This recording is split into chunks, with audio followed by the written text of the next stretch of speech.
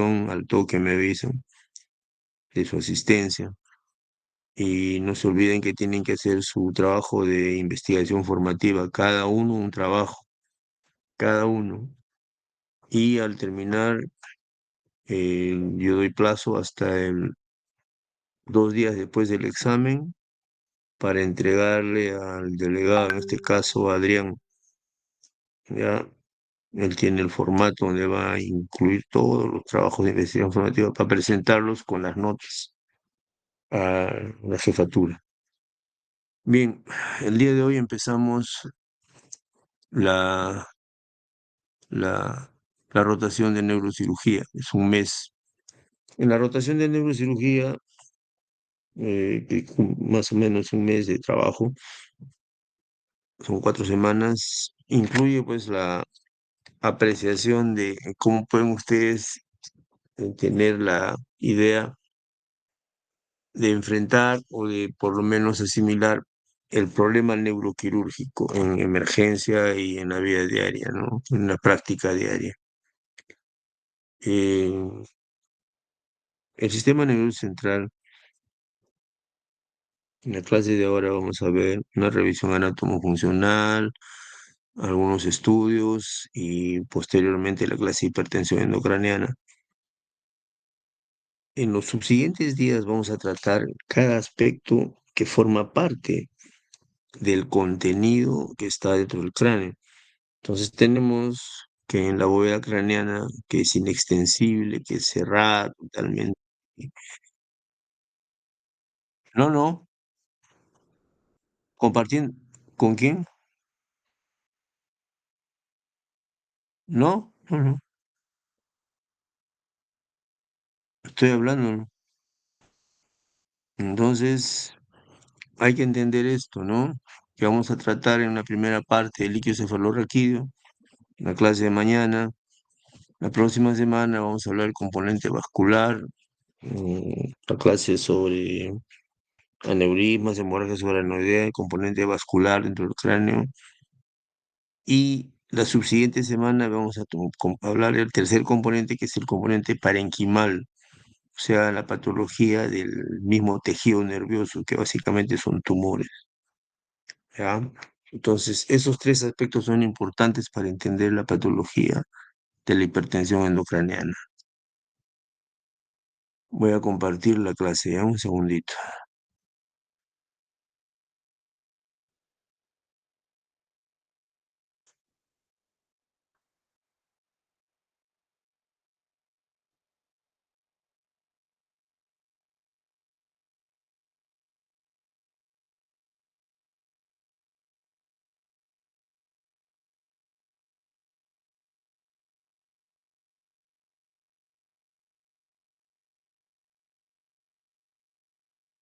Mm.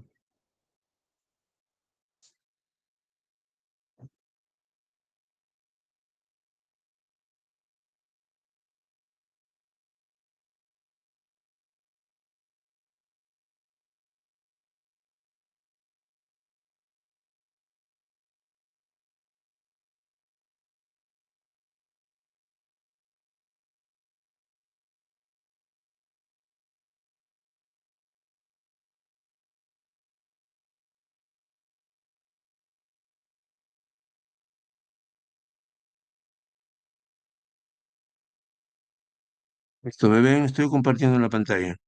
¿Me están viendo? Sí se ve, doctor. ¿Aló? Sí se ve. No lo escucho. Sí se Sí. ve, doctor. Ok. Bien, veamos entonces. Anatomía microquirúrgica cerebral y el neurodiagnóstico, o sea, el apoyo diagnóstico para llegar al diagnóstico, ¿ya? Bien. La preocupación por lo que pasa dentro del cráneo es muy antigua.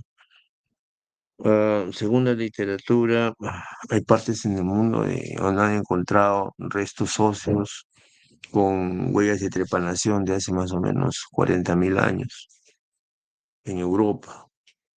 Acá en América no, acá en América se han encontrado con menos antigüedad. Pero la preocupación por lo que ocurre en el cráneo es una preocupación de todas las culturas. Es más, en los textos de neurocirugía de bastante relieve para nosotros, como el Humans, que es una Biblia para nosotros, el autor, que es un autor norteamericano, se da el trabajo de analizar lo que hicieron los paracas en sus cráneos. Acá tienen ustedes algunas muestras que he obtenido yo, fotografías. Por ejemplo, es un cráneo paracas donde tiene una trepanación en forma de cuadrícula, un cuadriculado, hecho con tumi. Ven ustedes acá en forma cuadriculada, como han hecho el abordaje, y han sacado una tapa de hueso, o sea, un pedazo de cráneo, han hecho craneotomía, y han reemplazado por metal. Creo que incluso están analizados casi, creo que es oro de 14. Esta persona ha seguido viva después de esta operación. Acá tenemos una trepanación bifrontal anterior con un cráneo alargado, también Paracas, donde se encuentra que el abortaje ha sido en la región anterior bifrontal y está cubierto con cuero cabelludo, o sea que la persona ha estado viva después. Imagínense ustedes, hace eso habrá pasado pues hace unos 3.500, 4.000 años. En la Edad Media, por la forma como se utilizaban armas contundentes, maza, lanza, objetos pesados, que lo que tenían por objeto era golpear o contundir al cráneo, con la idea de anular al contrincante, entonces tuvo que ser necesario la invención, la idea, la imaginación de confeccionar artefactos para levantar el hueso, como este, por ejemplo. Entonces realmente fue una preocupación grande para la gente de esa época,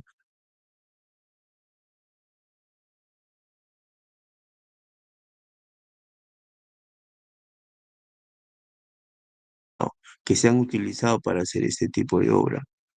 Y lo más importante es ver que acá ha crecido hueso. O sea, esta persona ha vivido después de esta intervención quirúrgica entre los antiguos peruanos. Este instrumental, este instrumental se ha encontrado ahí bastante, incluso se ha encontrado hace poco, hace cosa de un año, 2 años, una tumba de un cirujano con todo su instrumental ahí a la mano, a su costado. Básicamente son tumis afilados, ¿no? Pero ese instrumental, digamos, en Europa, en el siglo XVI, hablamos de 1500, este señor Paré diseñó estos aparatos, como ven ustedes, las trépanos, las brocas para hacer el hoyo de trépano.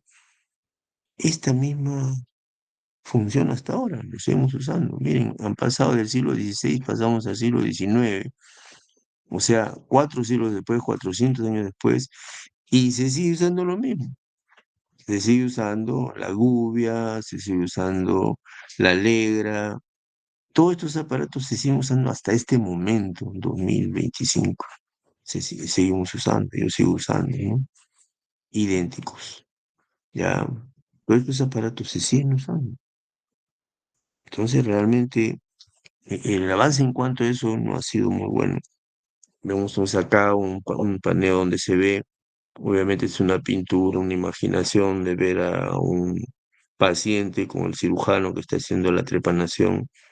Se supone que lo han dormido pues con hierbas, con brebajes que provocan sueño y lo están agarrando porque no había anestesia en esa época, pues entre los antiguos peruanos, ¿no? Entonces en Paracas es una idea de cómo trabajaban nuestros antiguos peruanos y cómo trabajan acá en el año 1900, 1800 me parece, 1860 por ahí, con McEwen, donde McEwen está trabajando en sala, haciendo una cirugía con toda la gente que no tiene máscara, no tienen barbijo, no tienen cobertura de pelo, no tienen ropa quirúrgica, la enfermera está con ropa de calle, en fin, todo el mundo está en sala.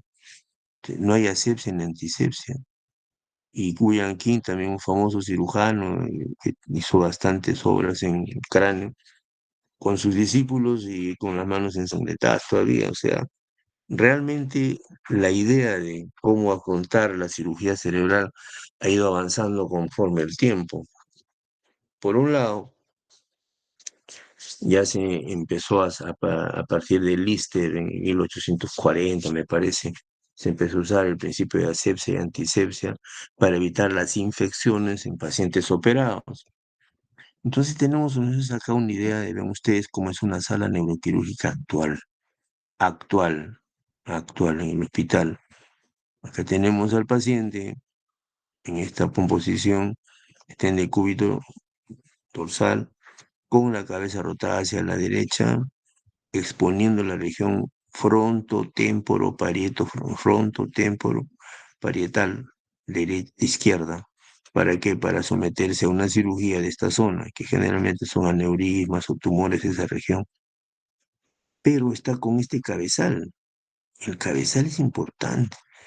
El cabezal de 3 puntas de Mayfield que ven ustedes acá, que se adapta a la mesa neuroquirúrgica, evita que la cabeza se mueva, que cabecee, que tosa, y si tose no se va a mover. Entonces tenemos acá que ya está colocado, es todo un procedimiento, colocar al paciente, colocar el cabezal, ajustarlo, etcétera, etcétera. Monitorizarlo, como ven ustedes acá, tiene bastante monitoreo cardíaco, monitoreo respiratorio, tiene capnógrafo. Realmente la sala neuroquirúrgica es bien compleja y complicada porque requiere que el anestesiólogo sea neuroanestesiólogo, para empezar. O sea, cualquiera no puede dar anestesia. No es así. Cualquiera no la puede dar. Tiene que ser experto, porque si no, no manejamos bien los gases y se sale el cerebro, se hincha el cerebro, se dematiza y es una catástrofe. Como pasó antes, como era antes. Antes era una tragedia, pero ahora ya no. Eso acabó. Ahora la sala de neurocirugía es una sala de respeto. Ustedes acá en una posición de cúbito lateral, en park bench que se llama, o sea, como echado en un parque, donde el enfermo está con la mano doblada, exponiendo esta parte que es la región suboccipital retromastoidea, suboccipital retromastoidea, posiblemente para hacer una cirugía del ángulo pontocerebeloso, que es esta zona de acá. Y el enfermo está monitorizado, en cabezal de 3 puntas para que no se mueva la cabeza, bien acolchado para evitar la compresión al plexo braquial, inmovilizado con esparadrapos, con cintas adhesivas para evitar que se mueva, acostado. Entonces también es toda un ritual colocar al paciente en esa posición, que es lo primero que aprendemos cuando hacemos neurocirugía, la colocación del enfermo. Como ven ustedes acá está intubado. Y la intubación se hace, ven ustedes acá, observen bien dónde está mi puntero, se pone el tubo, tiene que ser blando, un tubo de plástico, un tubo que no hace daño a la tráquea. A diferencia de los antiguos tubos rojos que habían, los tubos de Rush, que provocaban necrosis en la tráquea por el tiempo de anestesia, por el tiempo de tiempo quirúrgico, ¿no? Ahora no. Ustedes acá con esto se evita. Y son con un CAF, o sea, a volumen, ¿no? Esa presión. O sea, impide que se mueva el tubo, pero no lesiona la tráquea. Anteriormente había ese problema.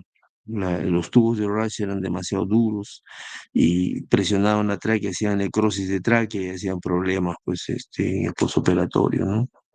Igual acá ya está intubado, ¿no? Con su tubo.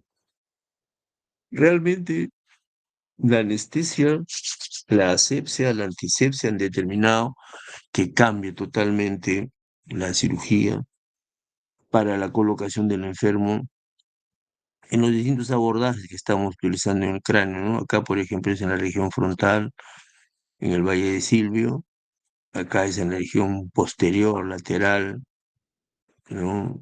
En el ángulo pontocerebeloso. Pero todo eso no hubiera avanzado, no hubiera habido grandes éxitos si es que no se hubiera puesto a la mano del cirujano ampliar la realidad, o sea, utilizar microscopio. La neurocirugía sin microscopio no tiene punto, no se concibe. Desde el año 65, en que el doctor Yasser Gil tuvo la brillante idea de magnificar el microscopio. Él estuvo en Estados Unidos en el servicio del doctor House, en otorrino, en esa época sí cuentan, y también él lo contó, que estuvo caminando por allí y lo vio al doctor House que estaba con un microscopio, de esos que utiliza el patólogo, que utiliza el microbiólogo en el laboratorio. Ese microscopio le puso a la oreja al paciente para operar oído medio, para operar el tímpano, y se quedó intrigado, ¿no? Entonces el doctor le explica lo que estaba haciendo y concibió ese rato la idea de hacer un microscopio grande con un aumento, con 30 aumentos, y entonces salió esta máquina que ven ustedes acá, un contraves pegado al techo, donde están los ojos del cirujano, ¿no? La luz que magnifica y acá el campo quirúrgico. ¿Ya? Entonces, esto ha ido evolucionando.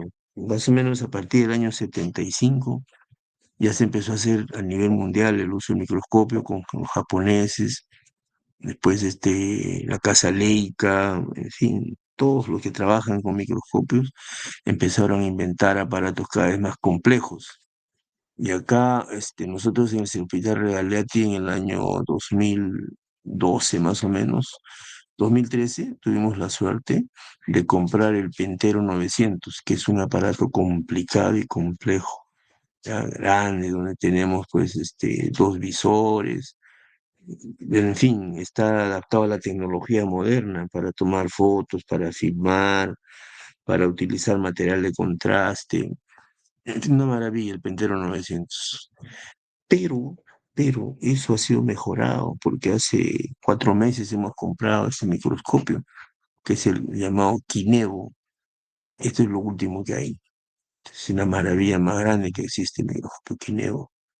El Kinevo está adaptado pues a este tipo de cirugía. Ven ustedes acá con un visor directo de sala donde uno mira directamente lo que está haciendo en aumento para evitar errores, ¿no? Entonces, los visores, las lentes para manejarlo, ¿no? Y el cirujano. Este que está de espalda es el doctor Michael Lawton. Lawton compró Kinevos hace 2 años, me parece.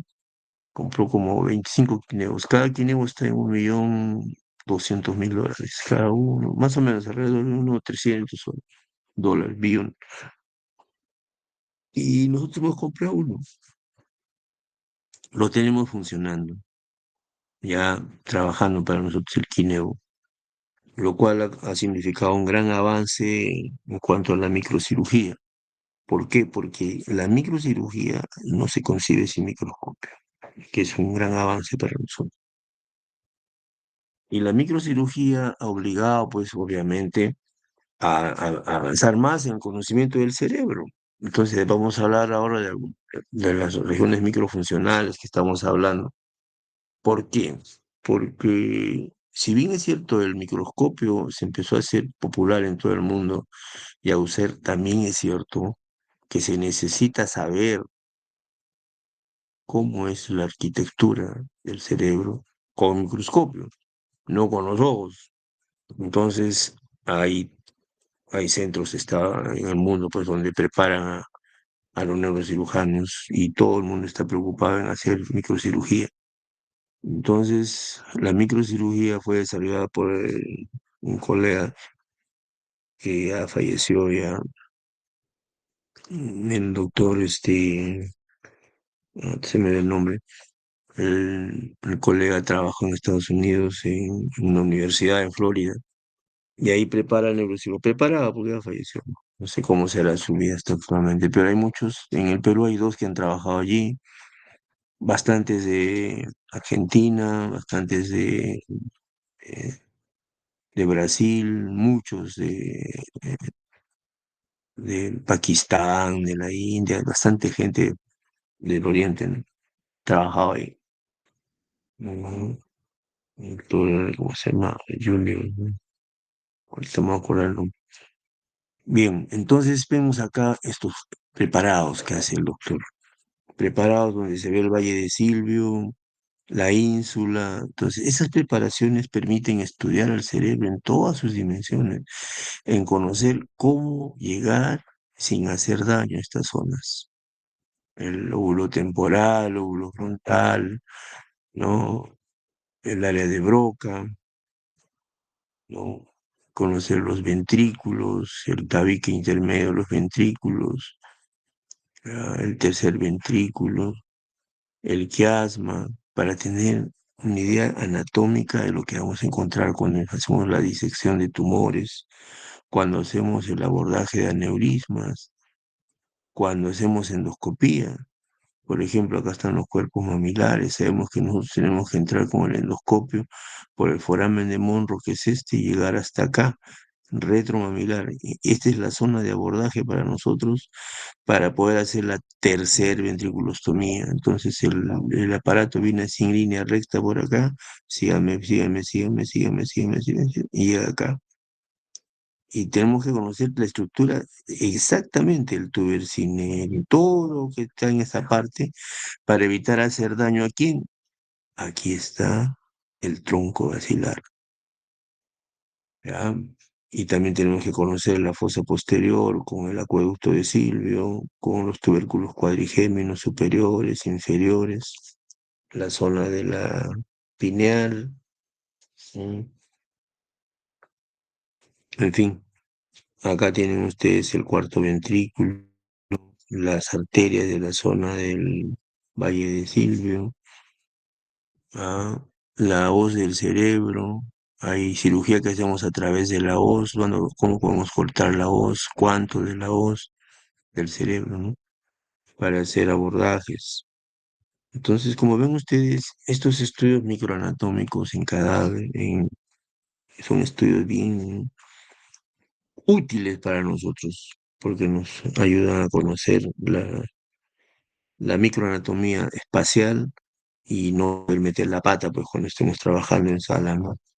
¿Ya? Por ejemplo, esta zona es muy frecuente de ver cuando estamos en sala de operaciones, los vasos del valle silviano, de la arteria, en fin. Este es un corte, por ejemplo, muy particular,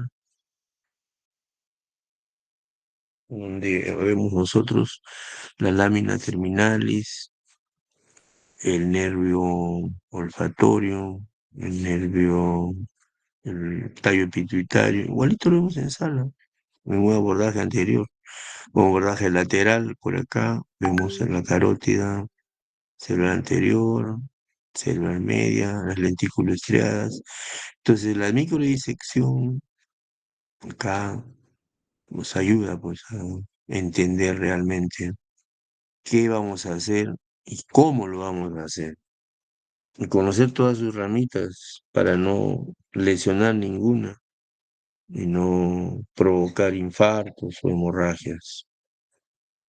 Más imágenes, un lateral de la arteria cerebral anterior, o sea, las arterias importantes, ¿no? Cerebral anterior, cerebral media, cerebral posterior. Y así como conocemos las arterias en sus trayectos, también es importante recordar que debemos conocer el trayecto de las venas. Las venas son más importantes incluso que las arterias, porque si no cerramos una vena, vamos a hacer un infarto rojo, o sea, una hemorragia venosa. En cambio, si cerramos una arteria, hacemos un infarto blanco, hacemos una isquemia porque no llega sangre. Pero acá no, acá se desparrama la sangre, entonces hay un infarto rojo. Acá tenemos el seno sagital superior.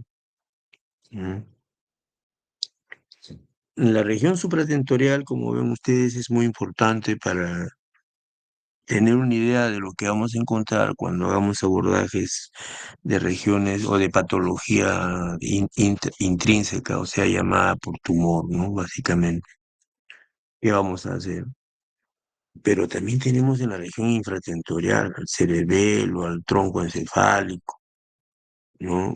Todas sus estructuras nobles de la fosa posterior, que hay que conocerlas en cuanto al volumen y en cuanto a su irrigación con los vasos, la arteria, que son de otro sistema circulatorio, porque la región supratentorial se irriga a través de las arterias carótidas, en cambio la fosa posterior es a través de las vertebrales y el tronco basilar, que es otro sistema, ¿no? Que sube a través del cuello por el canal cervical. Entonces se juntan en la fosa posterior y hacen pues la irrigación, ¿no?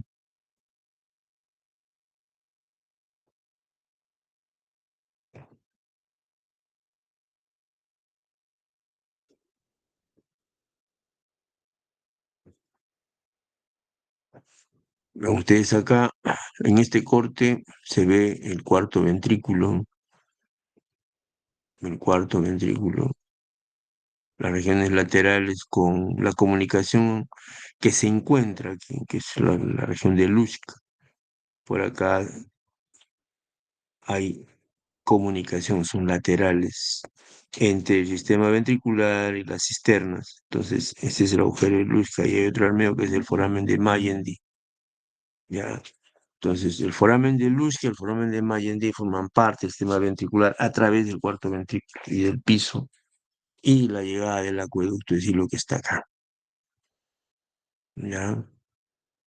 Acá tienen ustedes el sistema nervioso con el pedúnculo cerebral, sus venas y los nervios de la región inferior, que básicamente son el accesorio, el vago, ¿no? El hipogloso, el séptimo, el octavo, que ya lo vamos a ver cuando hagamos la patología de esa zona. En esta parte estamos viendo la fosa posterior con su circulación. Entonces acá se ha hecho una arteriografía, es un medio diagnóstico, la arteriografía cerebral. La arteriografía cerebral se la trajo Moniz en el año 1929 todavía, ya va a cumplir un siglo. Y forma parte pues del estudio vascular.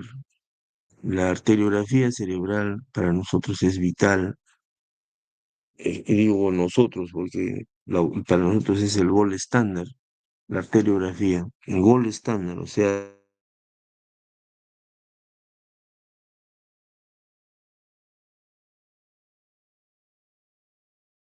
todos los vasos nutricios a cualquier estructura, normal o anormal.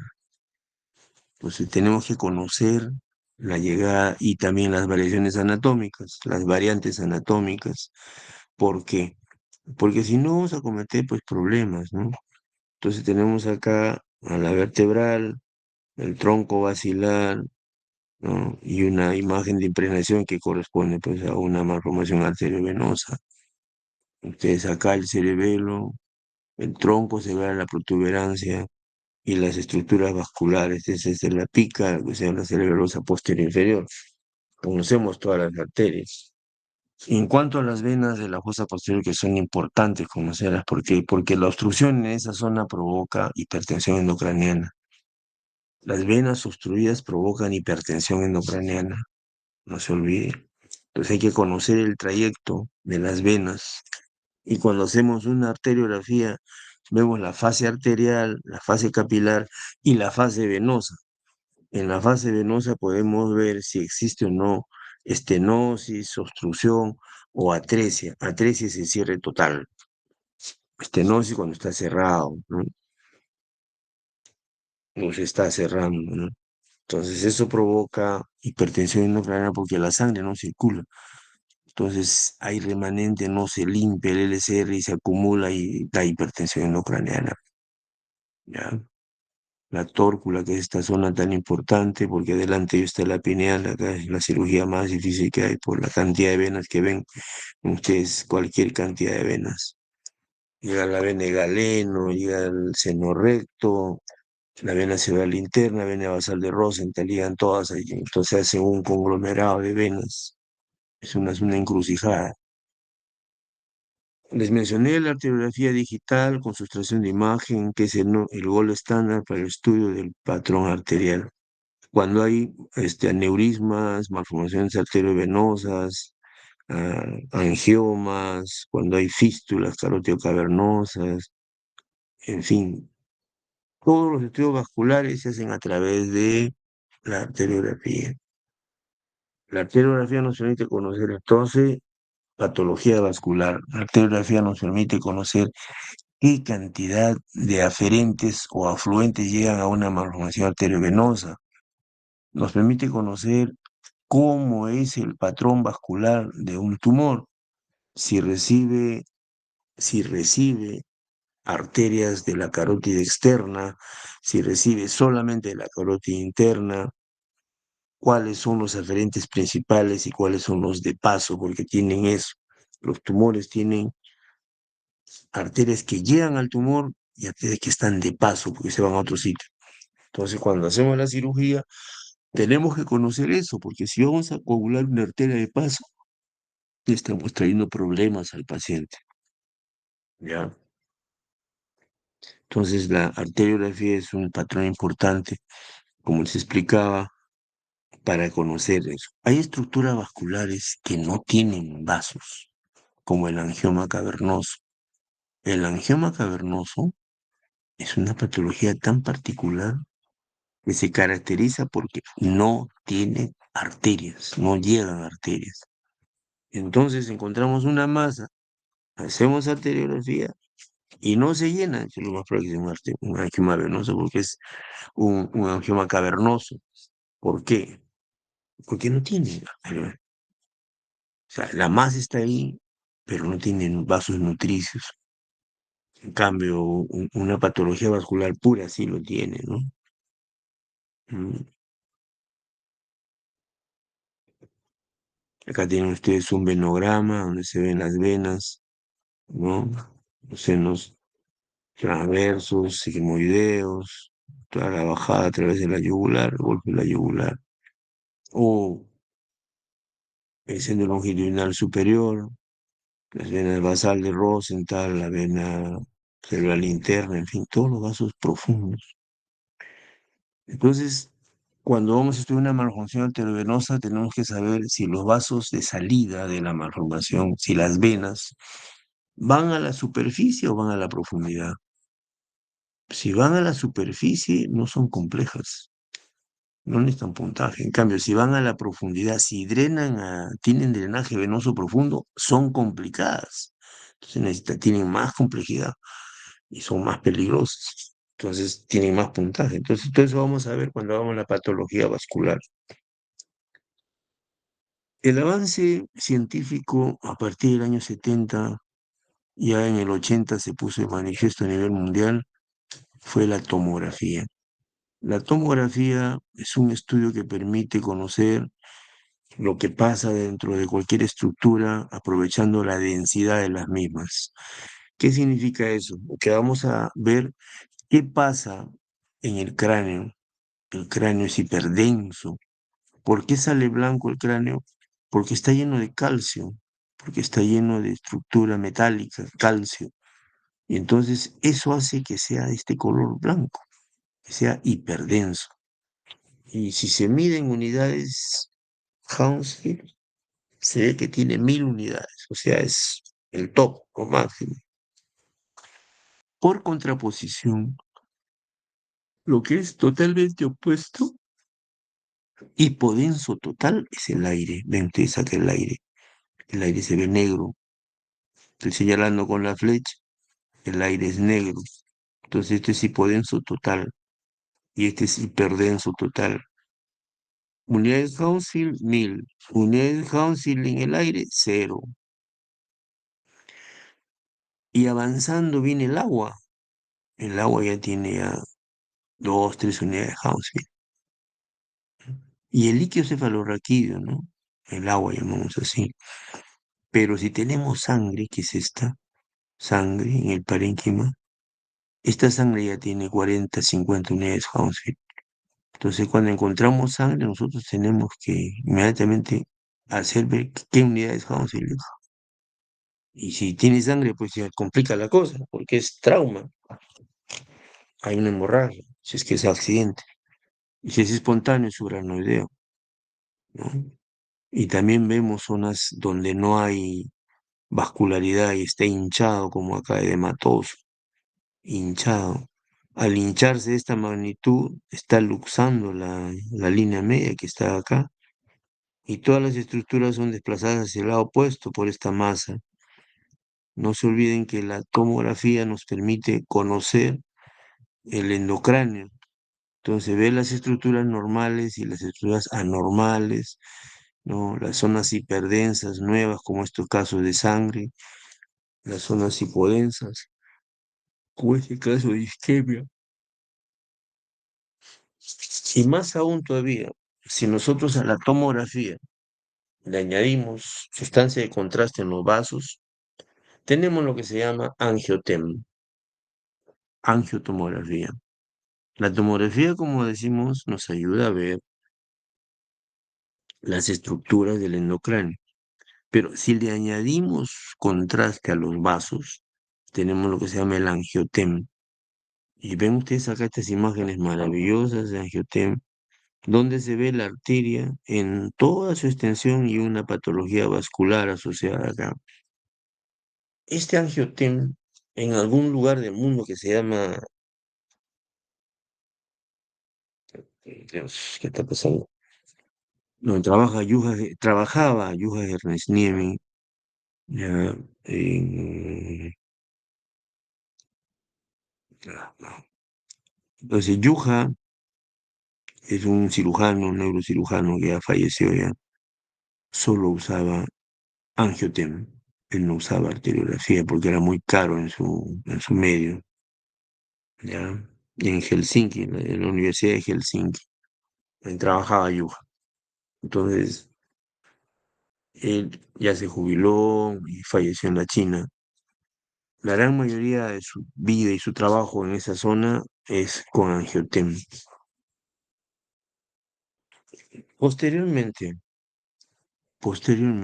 bueno, el angiotem se usa, lo usamos nosotros también, entramos a operar con angiotem.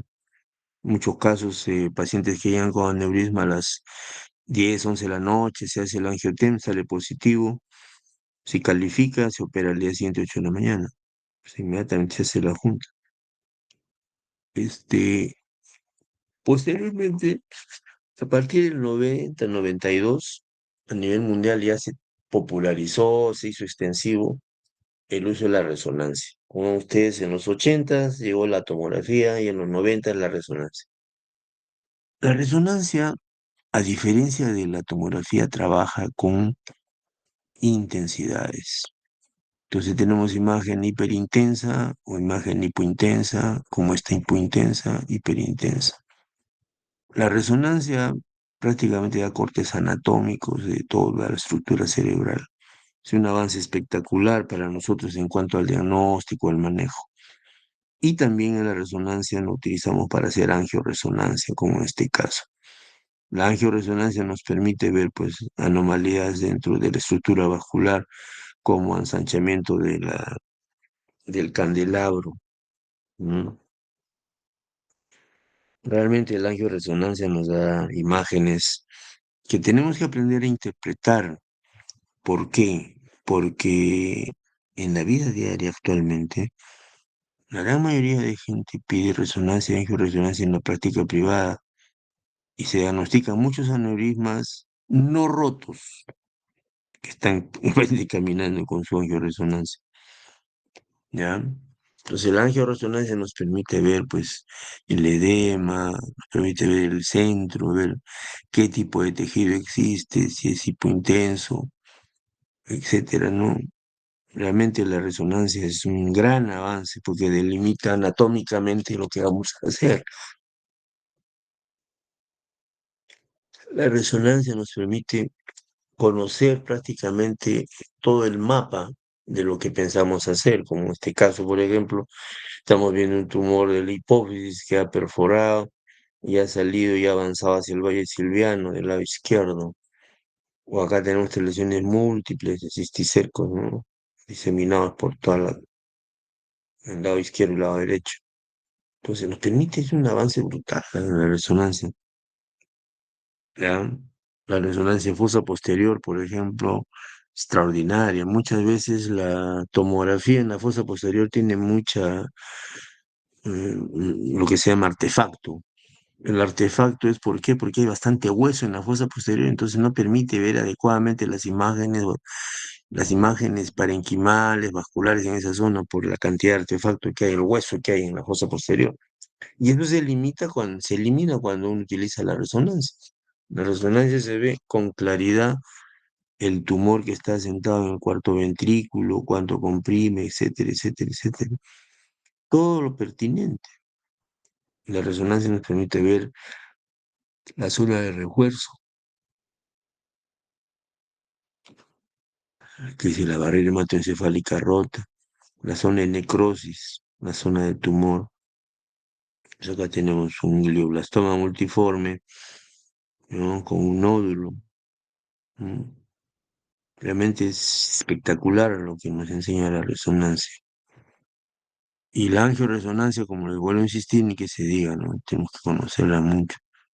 Cada vez es más útil y más útil, ¿no? Algo importante que tienen que recordar es el material de contraste. El material de contraste que se utiliza en la tomografía es un yodado, es un yodado. Entonces, no se puede usar en gente que es alérgica al yodo, alérgica al pescado, alérgica a los mariscos, no se puede usar. Porque le da un choque anafiláctico y se muere, y se han visto casos. Hay que preguntar siempre, no se puede dar así por así. El contraste de la resonancia no es de yodo, no tiene yodo. Algo importante también que no deben olvidarlo nunca es que la resonancia no utiliza radiación, a diferencia de la tomografía que utiliza radiación. Imagínense ustedes, una tomografía equivale aproximadamente a 180 radiografías, 180 placas, es el valor que equivale. Entonces, pues es bastante radiación.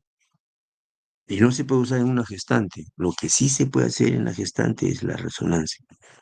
¿Por qué? Porque no hay radiación. Se puede usar en la gestante. Y la sustancia de contraste que se utiliza para la angioresonancia contrastada no tiene yodo. O sea, se puede utilizar en la gente que es alérgica al yodo. Esto no tiene alergia al yodo. Y para las dos siempre se pide que ese riñón debe tener menos de 1,5 de creatinina. O sea, ¿por qué? Porque estas sustancias hacen daño al riñón. Daño al riñón. No se olviden, hace daño al riñón. Siguiendo con el uso de la resonancia y sus bondades, estamos viendo ahora la espectroscopía. La espectroscopía es un estudio que se hace eh, con la resonancia y permite ver lo que existe en este cuadrilátero que ven ustedes acá, que se llama voxel. En este voxel nosotros podemos analizar esta masa y encontramos la concentración que existe de colina, ¿no? Aspartato, lactato, creatina. Entonces vemos nosotros que acá hay una alta concentración de colina. Entonces, lo más probable es que esta zona tenga un glioblastoma multiforme. Es un tumor maligno. Si tuviera aspartato, estamos pensando en otra cosa. Un proceso inflamatorio, no maligno.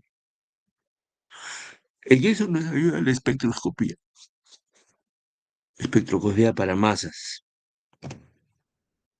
También hay estudios funcionales que se hacen ahora con el PET scan, es el angiotem, eh, el angio perfutac, o sea, estudios de perfusión para ver cuánto de sangre llega a las zonas del cerebro. La perfusión es un estudio muy adecuado que se utiliza cuando se encuentran pacientes que tienen isquemias repetidas para poder evaluar qué zonas se van a someter a bypass. Se llama el Perfutac. Y otra forma de estudiar es a través de la resonancia, como acá ven ustedes, lo que se llama resonancia funcional. Ven en la resonancia funcional zonas motoras. Y esta resonancia funcional se está usando mucho para hacer las cirugías en vivo, o sea, en paciente despierto. Ya es parte del avance que estamos teniendo actualmente a nivel mundial. En Argentina hay un colega que trabaja, Herrera, que el señor Herrera trabaja bastante con paciente despierto y haciendo resonancia intraoperatoria. Ya. Y lo último que vamos a conversar ahora es el último avance dentro de la que hay acá en el Perú, que se llama tractografía. Y hemos hablado de espectroscopía, etcétera, ¿no? Ahora, en cuanto a tractografía, ¿qué debemos saber?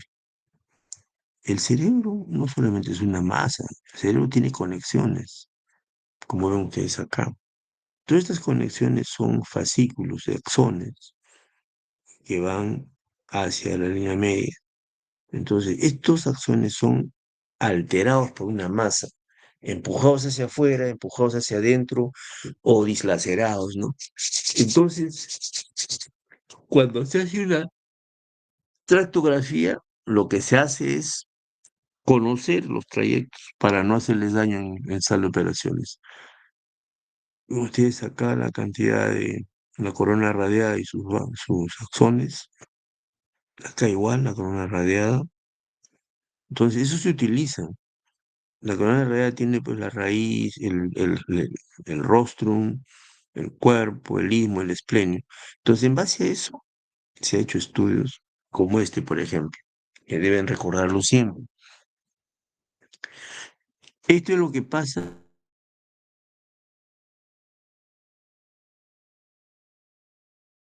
La lesión anal difusa es una lesión que se produce en el traumatismo craneoencefálico grave por exagerada aceleración, rotación interna, rotación externa, en fin.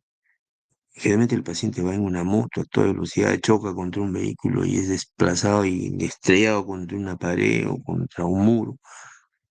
Y hay movimientos. Eso genera que se rompan los axones, como acá. Se han cortado los axones. ¿Ya? Acá igual, se han cortado los axones. Entonces tenemos nosotros, cuando hay lesión axonal difusa a un paciente que está en shock trauma, después de un TEC, te en coma. O sea, como el bajo, un 7, 8, intubado, pero no hay hemorragia. No hay hematoma epidural, no hay hematoma subdural, hay una que otra petequia por ahí. Sí, lo primero que hay que pensar en esos casos es en lesión axonal difusa. Lo primero. Y pasado ese accidente, a los 20 días más o menos, se hace la tractografía y se encuentra acá la lesión axonal difusa. Se encuentra la lesión axonal difusa. O sea, está cortado los axones. El enfermo tiene que ser sometido a fisioterapia aguda, trabajo en equipo, etcétera, etcétera, etcétera. Estos pacientes que realmente son graves y se recuperan, quedan con severo déficit cognitivo y la causa es la lesión axonal difusa. Entonces hay que tenerlo en cuenta para no meter la pata. Más lesión axonal difusa. Entonces acá todo roto.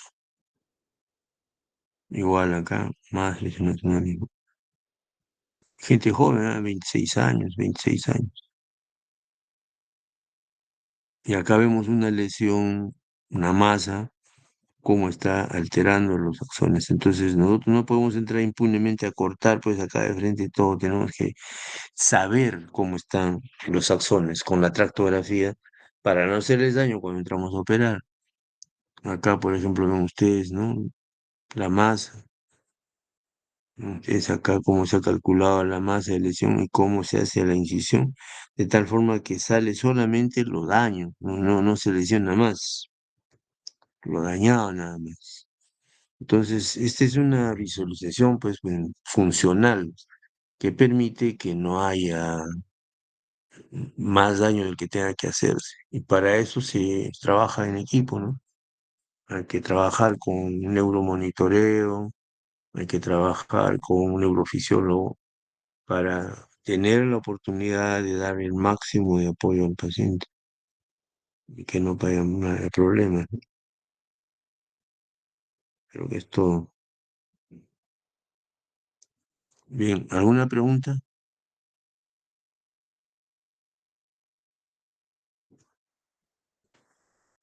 ¿Alguna pregunta, por favor? ¿Aló? ¿Qué dice Piero?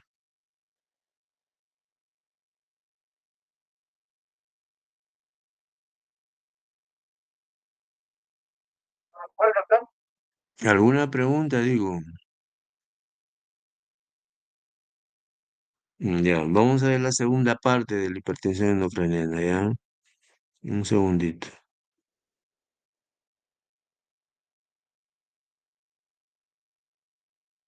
Mm.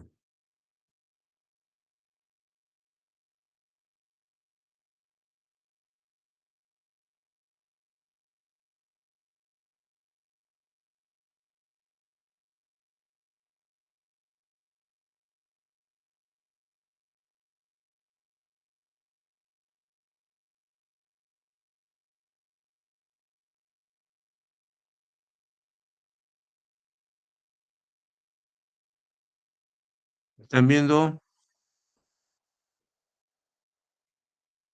Ok, seguimos entonces.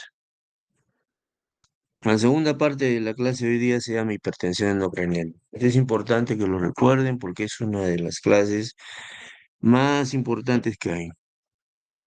Los objetivos son introducirlos entre la doctrina de Monroe-Kelly para saber qué es una presión normal o patológica, cuándo está indicado el monitoreo, qué es normal y qué es normal de la presión de perfusión cerebral y el manejo de la PIC, o sea, de la presión intracraneana.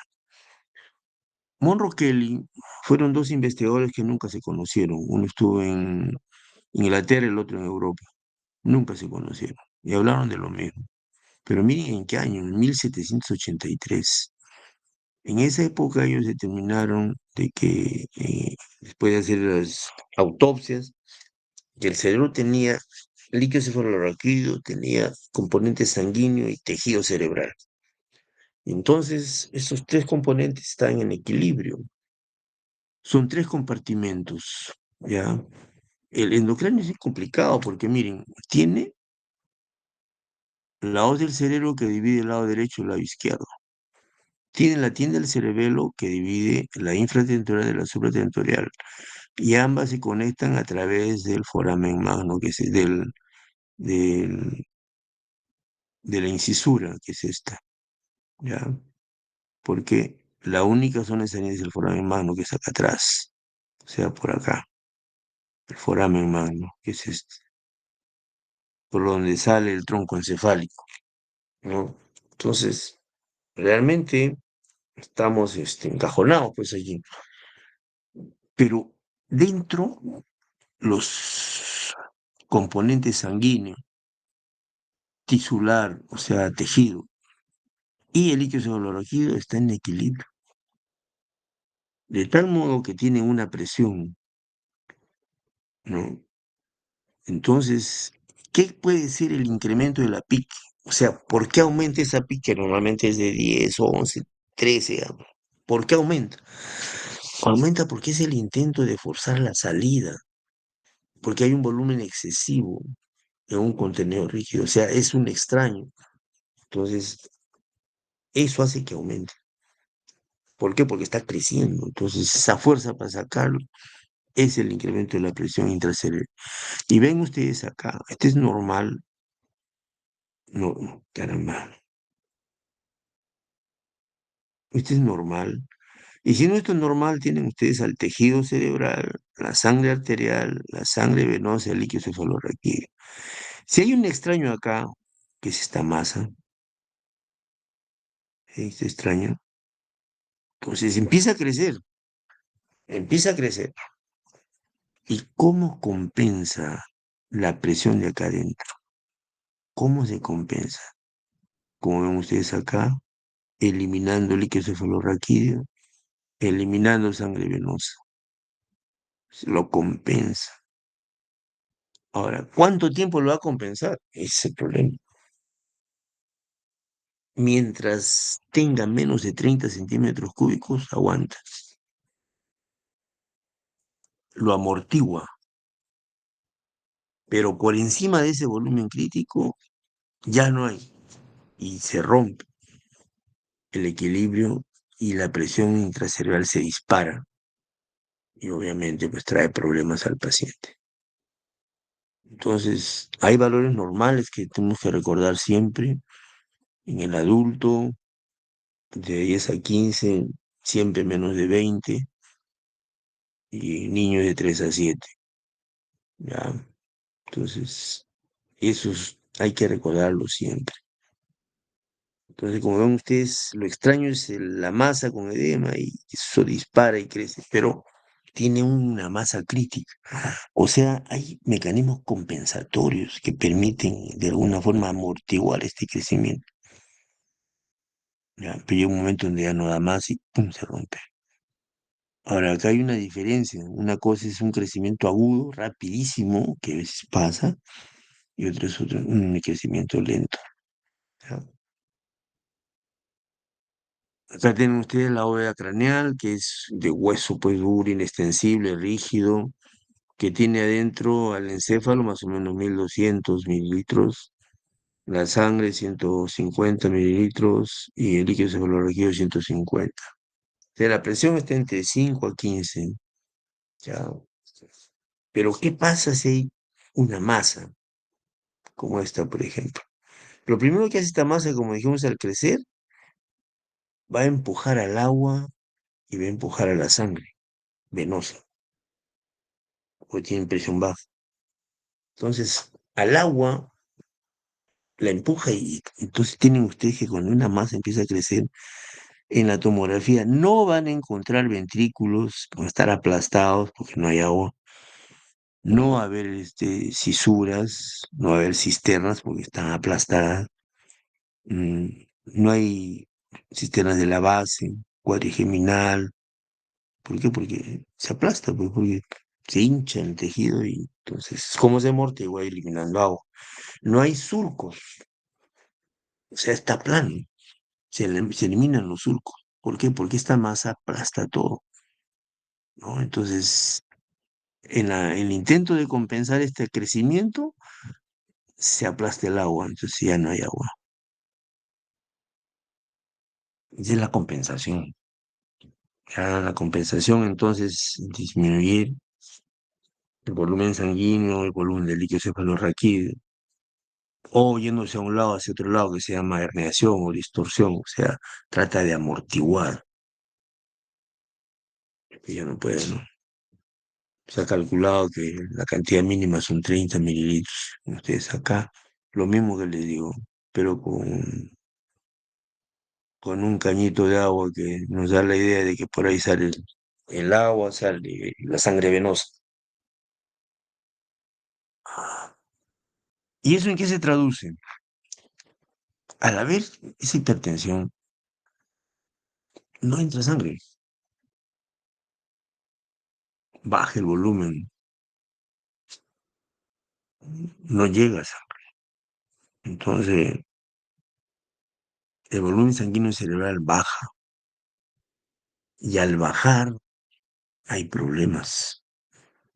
¿Por qué? Porque entre 40 y 60 considera normal, o sea, mililitros por 100 gramos por minuto, lo que llega de flujo sanguíneo. Pero si el flujo baja, empieza a bajar, hay trastornos primero en la función neurológica, ¿no?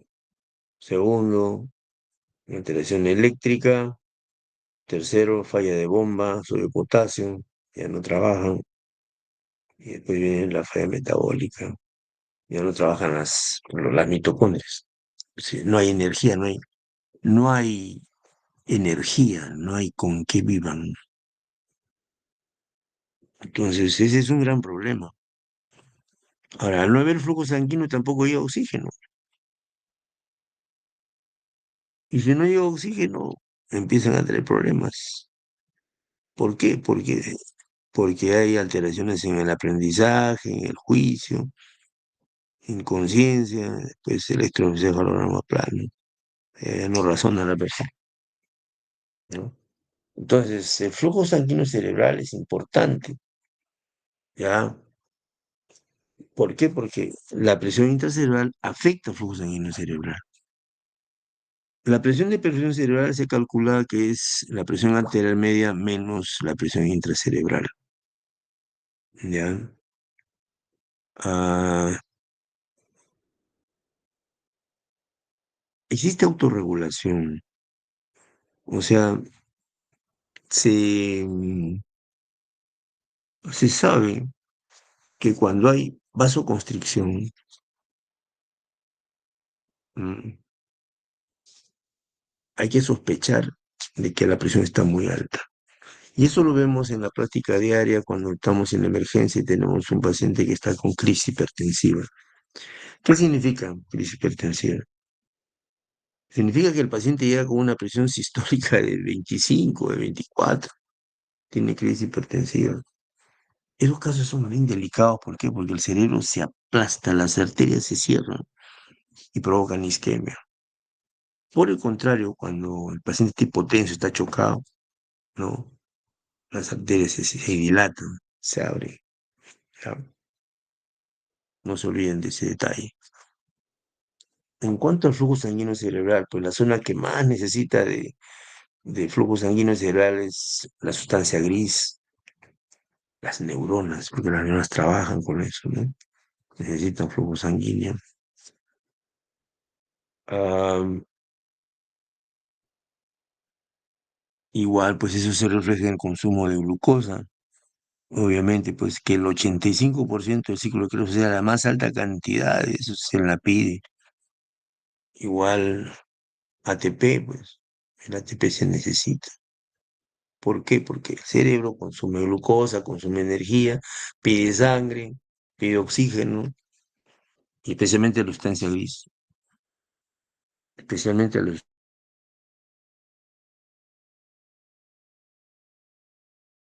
que no hay que olvidar que la presión de arterial media, la presión de perfusión cerebral, o sea, la cantidad de sangre que llega al tejido cerebral, tiene que estar entre 70 y 90. ¿Y es producto de qué? De la resta de la presión arterial media menos la PIC.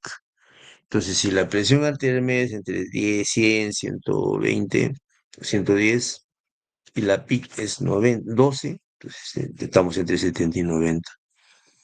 ¿Ya? Entonces tenemos que ver eso. Es importante para nosotros que haya una buena presión de perfusión cerebral. Si no, no estamos bien. Entonces, eso nos lleva a hablar sobre la regulación del flujo sanguíneo cerebral, pues, ¿no? Donde estamos, ya les he dicho, de que cuando baja la presión, ¿no? Hay isquemia. En cambio, cuando la presión está muy alta, cuando hay vasoconstricción, ahí se matiza el cerebro. Ahora, ¿qué ecuación utilizamos nosotros para tener la presión de perfusión cerebral? Es la presión arterial media menos la PIC. Ahora, la presión arterial media, ya tenemos sistólica y diastólica. O sea, si nosotros le ponemos una línea arterial a un paciente y tenemos marcada su presión arterial sistólica y diastólica. Ya lo tenemos. Entonces, utilizamos cualquiera de estas tres fórmulas para tener la presión arterial media. Y con eso restamos la PIC que también tenemos, le ponemos un sensor al paciente. Entonces ya tenemos al paciente monitorizado con línea arterial y sensor de PIC. Solamente hacemos la resta, ¿no? Presión arterial media menos PIC. Y ya tenemos la presión de perfusión cerebral. Entonces la presión de perfusión cerebral es importantísima, no se olviden. Es muy importante, muy importante. Es una de las cosas que tenemos que tener más en la cabeza. La presión de perfusión cerebral, ¿ya? Esto se regulariza en forma metabólica, con la presión o con la viscosidad. Hay diferentes formas de autorregular, pero lo que proporcionan es, digamos, una zona de amortiguamiento para evitar que se dispare la presión intracerebral. Ese es básicamente el punto central, ¿ya? ¿Por qué? Porque cuando no existe eso, inmediatamente hay alteración en el paciente, se altera. Entonces, con lo que ya les dije, el foco sanguíneo cerebral, igual lo que ya les repetí. Ahora, ¿cómo conocemos esto nosotros? ¿Qué debemos hacer? Hay un montón de métodos, pues, pero lo más usual actualmente, lo más usual es el Doppler. Usamos Doppler en sala, tenemos Doppler. El Doppler transcranial que utilizamos para ver el flujo sanguíneo y monitoreo, ¿no? Es importante que recuerden esto, ¿no? Que cuando no hay oxígeno, cuando hay hipoxia, entonces hay aumento del ácido láctico. aumenta la osmolaridad, hay más edema cerebral, se hincha más el cerebro, aumenta la presión intracraneal, baja el flujo sanguíneo cerebral porque no entra sangre, porque hay basta presión, menos oxígeno, entonces entra un círculo vicioso. Entonces, un enemigo de nosotros es la hipoxia. O sea, no podemos tener un paciente en emergencia en hipoxia, porque la hipoxia aumenta la presión intracerebral. Primer mandamiento, no se olviden de eso. Por favor, no se olviden de eso. Segundo, si el paciente está chocado, está hipotenso, si el paciente está hipertenso. Si el paciente está hipertenso, ¿qué va a pasar? Si el paciente está hipertenso, hay vasoconstricción, como ven ustedes acá. Vasoconstricción. Se cierran los vasos, ¿ya?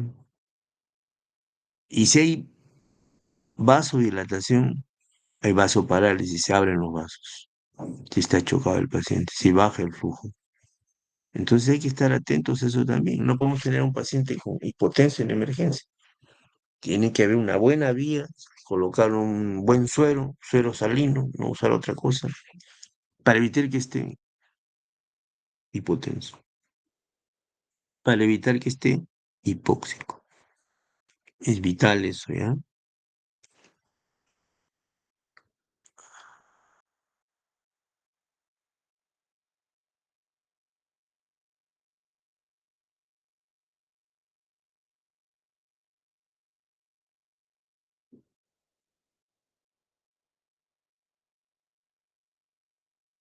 Y eso nos lleva a tener en cuenta a otro factor importante que es el CO2.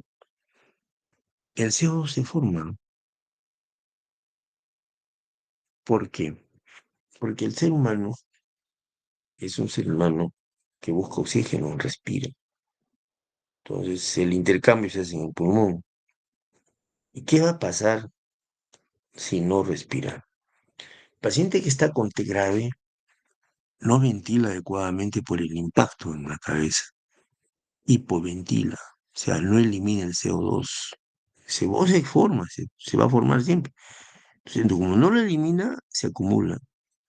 La acumulación de CO2 que provoca hipercarbia. O sea, aumenta el CO2. Aumenta el CO2. Eso provoca pues lo que se llama una acidosis respiratoria. ¿Y eso qué genera? Al aumentar el CO2 ocurre una vasodilatación, se abren los vasos y eso provoca que aumente ¿cómo se llama? Provoca que aumente el edema cerebral, más flujo cerebral.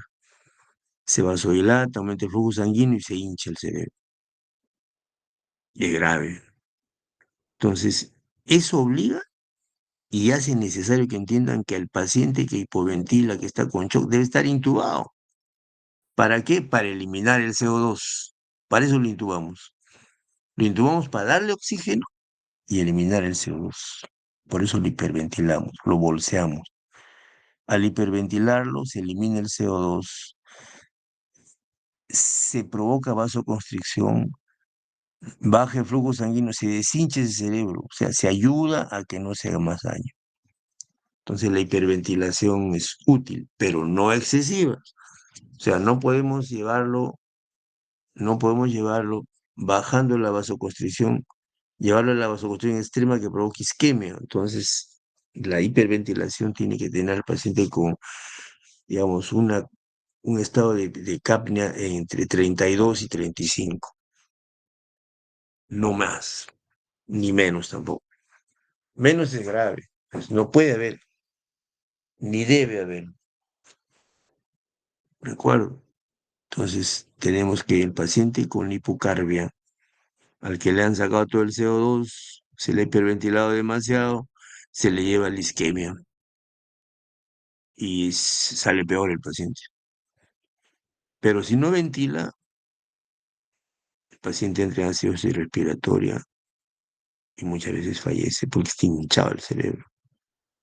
En cambio, en la hipocarmia nosotros llegamos a la alcalosis y lo que eso es muy útil para el enfermo, pero tampoco bajarlo por menos de 32. Ahora, con todo lo que hemos mencionado, hay que hacernos una pregunta. ¿Por qué es importante la presión intracraneana? Porque es tratable. Deteriora al paciente, sí, pero se puede tratar. O sea, se le puede atacar, se le puede hacer la guerra. ¿Ya? Entonces tenemos acá, a grosso modo, quiero que me sigan, una lesión ocupativa de espacio, hincha el cerebro. Una obstrucción venosa, la hinchazón cerebral. Edema, hinchazón cerebral. Obstrucción del SR, o sea, hidrocefalia. Todo eso aumenta la PIC. Al aumentar la PIC, baja la presión de perfusión. Baja la presión de... Al bajar la presión de perfusión, pues hay todos estos problemas. Aumenta el CO2, baja el oxígeno, se va el pH al suelo, se hace acidótico. Eso aumenta el volumen sanguíneo, aumenta la PIG y entra en un círculo vicioso. Eso hay que romperlo. ¿Cómo? Sacando la masa, viendo pues las cosas como son, ¿no? Entonces, la hipertensión endocraniana está acá. Véanla, por favor. Aumenta la PIC, hipertensión endocraniana. Provoca disminución de la presión de perfusión cerebral. Eso va a dar isquemia. ¿Por qué? Porque no llega sangre. Obviamente, al no haber sangre, no hay oxígeno, hay hipoxia. Al haber hipoxia, aumenta la producción de lactato, baja el pH, se hace acidótico, aumenta el CO2, vasodilatación, edema cerebral, aumenta el flujo sanguíneo cerebral, aumenta la resistencia y más PIC. Entonces, hay un círculo vicioso que hay que romperlo. Entonces, tenemos que entender eso. Evitar la isquemia, evitar la hipoxia, evitar la vasodilatación. Eso es vital. Entonces, cortamos aquel y se puede tratar al enfermo. Hay que entender eso. Ahora, todo eso que hemos manifestado, ¿cómo se manifiesta en el paciente? ¿Cómo se expresa en el enfermo? En el enfermo se expresa con cefalea, náusea, vómitos, edema, papila. En algunos casos, parálisis del sexto par. Pero básicamente es edema, papila, vómitos, cefalea, especialmente en las mañanas. Y otros signos, bradicardia, deterioro sensorio, alguna parálisis del tercer nervio, del sexto nervio, hipertensión arterial. Y no olvidar esta famosa triada de Cushing, que tiene hipertensión, bradicardia y trastornos respiratorios, que básicamente nos avisan cuando el paciente está muriendo. Hipertensión, bradicardia, trastorno respiratorio. Son los signos más bravos que hay. Entonces, cefalea, náusea, vómitos, y busquen si hay bradicardia, hipertensión. Con eso tenemos bastante. En el fondo de ojo hay alteraciones severas, especialmente en la papila, pero no tenemos pues un oftalmólogo en emergencia. A veces mandamos a consulta externa para que nos hagan el fondo de ojo. Actualmente se está utilizando, se empezó a utilizar bastante medir el volumen del nervio óptico, ya con nuevos aparatos, en fin, ya llegará dentro de poco para nuestra mano, pero por ahora, clínica, cefalea, náusea, vómitos, edema papila. ¿Ya? ¿Qué daño provoca la hipertensión endocraniana? Hipoxia global, debido a una disminución de la perfusión, pues no llega sangre, ¿no? Entonces ya empieza a hincharse todo y se empieza a herniar, a buscar salida. Ahora, tienen que entender esto, ¿no? La presión no es igual. La presión intracerebral no es en todo sitio igual. Es más grave a nivel temporal. ¿Por qué? Porque cuando se hincha a nivel temporal, ahí tenemos al lóbulo temporal, y el temporal tiene al uncus, que es una parte de la corteza cerebral, una circunvolución que se llama el uncus, es como una uña. El uncus está a medio centímetro, un centímetro del tronco cerebral. del pedúnculo. Entonces, al hincharse, al desplazarse hacia el otro lado, aprieta al pedúnculo o lo empuja hacia el otro lado. Entonces lo daña. Pues es importante, ¿no? En la fosa posterior también es gravísimo, es muy sensible, especialmente las amígdalas cerebelosas que descienden por la hinchazón, descienden y comprimen la región del bulbo respiratorio, en el bulbo raquídeo, el centro cardiorrespiratorio, y el paciente hace paro y se muere, ¿ya? Entonces, desde el punto de vista evolutivo, el enfermo tiene pues cuatro etapas. La primera etapa es la etapa de la modificación del volumen, donde empieza a compensar de alguna forma lo compensa. La segunda etapa es cuando la elevación es más fuerte, entonces hay hipertensión, bradicardia. La tercera etapa es la etapa de la hernia, se trata de buscar salida, de botar ese exceso de masa, entonces se empuja el cerebro por un lado para otro. Viene la hernia del cíngulo, la hernia del uncus, la hernia eh, de la fosa posterior, la hernia amigdaliana, la hernia de la línea media, ascendente o descendente. Después viene la cuarta etapa, y es la etapa, digamos, final, etapa vulgar, ya es de un deterioro que se llama así rostro caudal, o sea, desde arriba hacia abajo, ya prácticamente es el periodo de agonía del paciente, es periodo terminal. Y lamentablemente muchos enfermos terminan en eso por ignorancia, ¿no?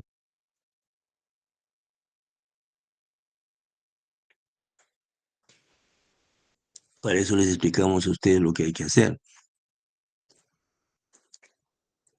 Hablamos de edema, de hinchazón. Forma parte, pues, de la reacción del tejido cerebral que hace daño y provoca más hipertensión endocraniana. El edema es la acumulación de líquido, que tiene dos causas. Una causa es vasogénica, porque se aumenta la permeabilidad capilar y entonces ahí se abre la barrera hematoencefálica.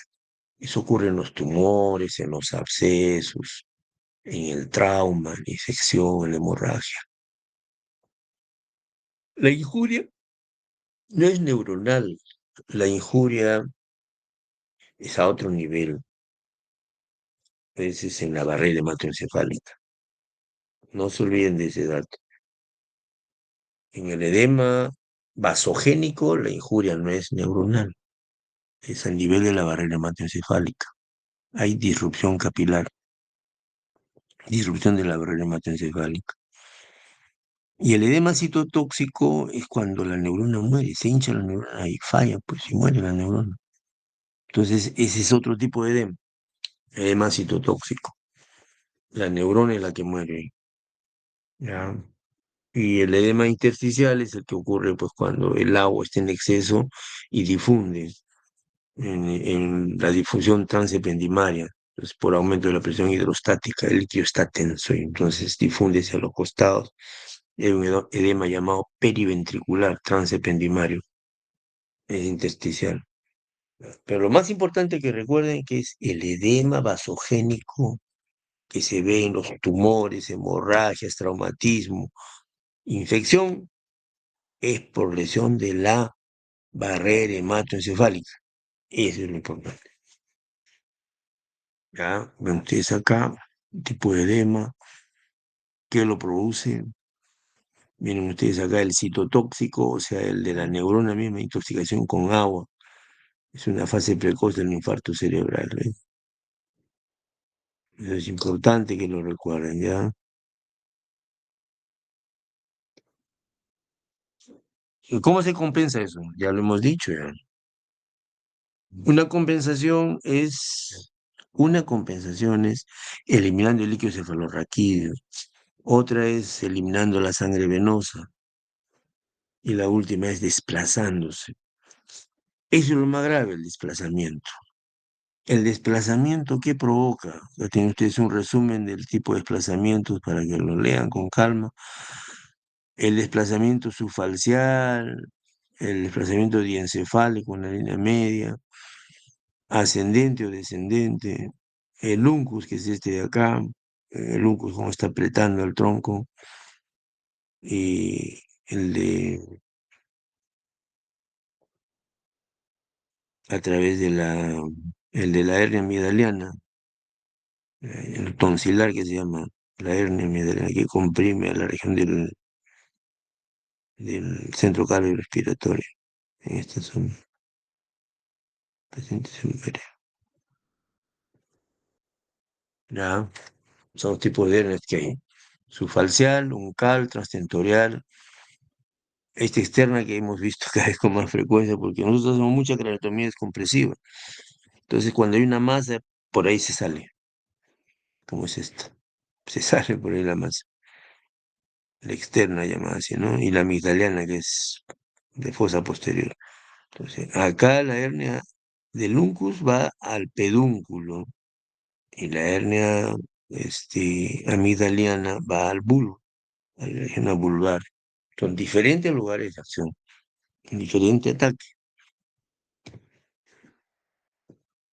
Acá tienen ustedes una hernia central, acá está la tonsilar, acá está el bulbo. Y la uncal, que es la que les decía, que está apretando acá, miren, está apretando acá el pedúnculo. La aprieta el pedúnculo, provoca tercer nervio. Y esta es la más brava de todas. El paciente se muere con esto. Nos tuvimos una paciente joven de 28 años que tenía un cisticerco en esta zona, que creció exageradamente. La programamos para operar mañana y hoy día en la tarde se descompensó y se murió. Hizo herniación y quedó. Esta hernia amigdalina por tumores de fosa puede ser muy frecuente en niños. Vómito, rigidez de nuca, coma, bradicardia, paro, se encuentra por este tipo de lesión.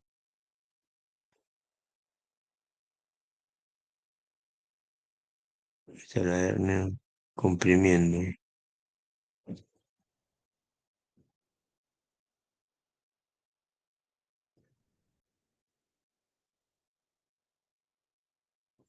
Debemos ver que este tipo de lesiones en la tomografía se conocen como el Marshall, ¿ya? El Marshall 1 no tiene pues nada, ¿no? El Marshall 4 está con la masa sin evacuar, entonces se ve pues un desplazamiento. Pero quiero que sepan esto, miren, cuando existe desviación de la línea media, desviación de la línea media, prácticamente el 100% tiene hipertensión endocraniana. O sea, recuerden esto, cuando ustedes vean un paciente, en una tomografía de cualquier paciente, vean la línea media, si está desviado o no, si están las cisternas basales presentes o ausentes, y la línea media está centrada y cisternas visibles. O sea, este es lo ideal.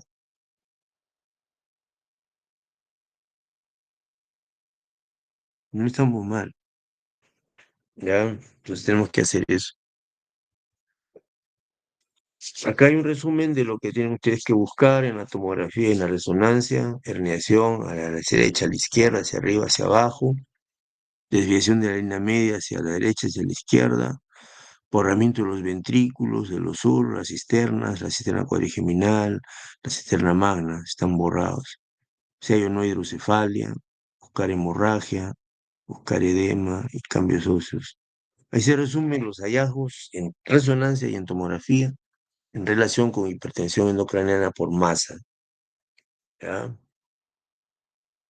Ahora, las lesiones secundarias, las masas provocan lesiones primarias y secundarias, lesiones locales y sistémicas. Locales son la inflamación, la excitotoxicidad, el edema, la ruptura de la barrera hematoencefálica, despolarización, convulsiones, vasoespasmo. Y sistémicas es lo que tenemos que evitar: hipoxia, hipotensión, hiponatremia, hipoglicemia, hipomagnesemia, inflamación. Todas esas causas son sistémicas que traen problemas al paciente, sí, gravísimo al paciente. Entonces, todo ello nos obliga a pensar en lo siguiente, que hay que monitorizar la PIC, claro, hay que saber cuánto de PIC hay. Es un concepto que lo aplicamos desde hace 20 años. Cuando uno sabe cómo está la presión intracerebral, puede evitar la herniación, puede trabajar con el enfermo. Entonces, el monitoreo de PIC ha sido vital para nosotros. En general, el monitoreo de la presión intracraniana permite manejar adecuadamente al paciente en la neuro-UCI. Bueno, tenemos neuro-UCI, una UCI de neurocirugía, la neuro-UCI. ¿Para qué se monitoriza? Para ver, pues, todas las formas de evitar que el paciente se muera, para evitar este colapso de la microvasculatura cerebral. ¿Por qué? Porque ya no hay compliance, entonces, o sea, no hay adaptabilidad y colapsa todo y el paciente muere. Ese es el objetivo, ese es el objetivo. ¿Ya? Entonces, el monitoreo de la PIC tiene fundamento diagnóstico, terapéutico y pronóstico. Son tres cosas importantes para el diagnóstico, para el manejo y para ver qué va a pasar con el pronóstico. ¿Ya? Entonces, no tenemos que saber eso y tenemos que verlo. ¿Por qué? Porque el monitoreo de la presión intracerebral con sensores nos permite una medida directa de la PIC, saber cuánto tiene en tiempo real, calcular la presión de perfusión cerebral, el estudio de las ondas lentas y, bueno, ver cómo tratarlo, ¿no? O ver si lo estamos sobretratando también, o sea, si nos estamos yendo al extremo. El monitoreo de la PIC se hace con sensores. Estos sensores van al parénquima, como en este caso, o al ventrículo. Lo ideal es colocar al ventrículo para de allí evacuar líquido cefalorraquídeo y saber qué pasa. A veces no se encuentra el LCR, no se encuentra, está tan aplastado, no hay ventrículo, hay que poner al parénquima. Ayuda, pero no tanto como que sea dentro del ventrículo. ¿A quiénes se hace monitoreo? Lo ven ustedes acá. Al traumatismo craneoencefálico, hemorragias, hidrocefalia, hemorragia de bajo grado. Encéfalo agudo hacemos, que hay diferentes dispositivos, no sé si el intraventricular es el mejor de todo, pues el gol estándar, ¿no? A veces la incisión es difícil, ¿no? Se infecta, en fin. Esos son los monitores que usamos, monitor de camino, con fibra óptica, ¿no? Más o menos el principio, se coloca el monitor, el sensor intraventricular y nos da las ondas. También tenemos el Cotman que hemos usado con buen tiempo. O sea, tenemos todos los monitores. Usamos con bastante frecuencia. Se coloca a todos ellos, excepto si tuviera una coagulopatía, porque hemos tenido dos a tres casos de pacientes con coagulopatía que han hecho una hemorragia brutal dentro del cerebro. Pues con coagulopatía no se pone. Pero además, sí, como les dije, se utiliza transductores externos y la,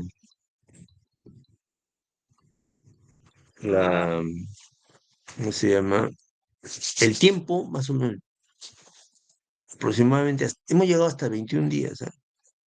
Pero la tasa de infección es más o menos baja, 10%. El monitoreo es ver la presión, las ondas P1, P2 y P3, ¿no? Ver cómo está especialmente la P2, que es la más brava de todas. Ella forma parte del manejo del neurocirujano. ¿Cuánto tiempo? Hasta 21 días le hemos dado. ¿Ya? El problema más importante es evitar la infección. Cualquiera no puede meter la mano ahí. Hay que con extremado cuidado, porque una infección ahí se pasa, se produce una ventriculitis y el paciente se muere. ¿Ya? Entonces tenemos que, hablando ya de la PIC, al enfermo con hipertensión endocrinal grave, como este caso de señora que está gravísima, ¿qué hacemos? Pues posición de la cabeza tiene que estar en semifowler, sedarla, relajarla. A través del sensor se evacúa el líquido cefalorraquídeo. Se utiliza agentes osmóticos como el mannitol, o soluciones hipertónicas como cloruro de sodio hipertónico. Se le hiperventila sin llegarse al extremo de pasarlo al estado de alcalosis, donde es peligrosísimo. Ver la temperatura, en la hipotermia baja la presión intracerebral y controla las convulsiones, porque una convulsión es como dar la vuelta 300 veces al estadio, o sea, al pobre lo matamos. Es gravísimo, no debe convulsionar. Controla la glicemia, también no puede estar con la glucosa alta. Y en algunos casos hemos llevado como barbitúrico. Más o menos son las medidas generales que hacemos. Y cuando todo falla y el enfermo no va bien y se nos está desmejorando y está en peligro de muerte, recurrimos a la craniotomía descompresiva como última medida.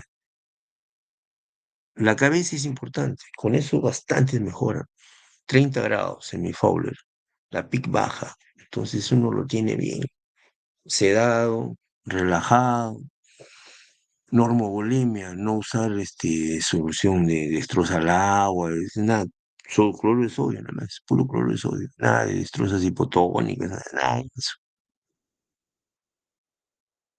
Con la derivación ventricular, o sea, con la punción del líquido, se evacúa el SR. Entonces hay derivación ventricular externa. Actualmente se está propugnando bastante hacer la cisternostomía. Es un procedimiento que permite abrir las cisternas y evacuar todo el líquido cefalorraquídeo disponible, e incluso abrir el tercer ventrículo para derivar y sacar todo el agua posible. Se está haciendo con bastante éxito. Ya. Algunas veces se pone un dren lumbar, la cisterna basilar se abre, en fin, sí, son medicamentos, son procedimientos extremos, ¿no? Se hace cuando se necesita. Usar manitol, el manitol al 20%. Empezó a usarse en los años 50, ¿no? Pero actualmente pues se usa, más manitol se usa cuando hay hemorragias, porque a veces hay rebote y provoca hipovolemia, hipotensión, ¿no? Pero es útil, es muy útil. Solución salina se utiliza más en TEC, bastante solución salina. Se utiliza desde el año 1919, bastante tiempo, más de un siglo usando. Disminuye el agua, aumenta la presión arterial media, ¿no? Hay soluciones salinas al 7%, soluciones hipertónicas. Realmente se utiliza en bolos y bueno, hay que utilizarlo con mucho juicio, pues ya se utiliza en neurointensivismo para ver y cómo va el paciente.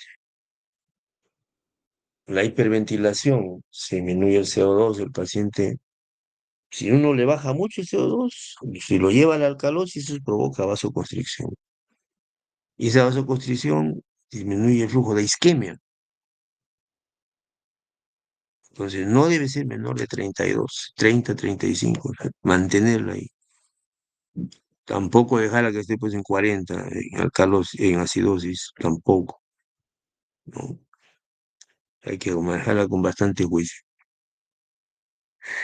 Las convulsiones, como ven ustedes acá, provocan un aumento hasta el 600% del flujo sanguíneo cerebral. Una brutalidad, por eso el enfermo debe convulsionar. Nosotros usamos profilácticamente fenitoína con bastante tranquilidad, no tenemos problema, no hay problema de eso. La hiperglicemia también es deletérea, también hace daño, o sea, no debe tener más de 200 miligramos por ciento. Utilizamos soluciones que bajan la glucosa, ¿no? No, tampoco llevarlo a la hipoglicemia, ¿no? El coma barbitúrico lo hemos usado, pero nos ha traído muchos problemas porque el barbitúrico se mete a la grasa y no sale. Hemos tenido casos de una enferma que estuvo casi un mes en coma, gordita, captó todo el barbitúrico y no salía. Cortamos el barbitúrico y seguía en coma. Tanto que llegaron a pensar que ya estaba pues para necropsia. Entonces esperamos una semana más y despertó totalmente. Realmente es bien complicado el manejo del barbitúrico. Hipotermia, sí. Hay que usar hipotermia. La hipotermia, tenemos una máquina de hipotermia. O sea, provoca baja de la presión. Es una máquina especial. La gran mayoría de máquinas en los hospitales es para provocar hipertermia, para calentar al enfermo, porque el enfermo se congela y tiene problemas fisiológicos, entonces lo calientan. De ahí bastantes máquinas, todas para calentar al enfermo. No son para bajar la temperatura. Nosotros hemos tenido ese problema. Entonces, una compañía nos trajo las máquinas especiales para hipotermia. Antiguamente utilizábamos éter sulfúrico, utilizábamos alcohol para bajar la presión, la temperatura del paciente. Actualmente con esa máquina no. Es de una extremada ayuda en la neuroprotección, la hipotermia. No se pueden ustedes imaginar cómo se compensan con eso. La hipotermia da neuroprotección, baja la inflamación, hay menos citotoxicidad, menos peroxidación lipídica, ayuda un montón la hipotermia, es importantísimo la hipotermia. Corticoides no.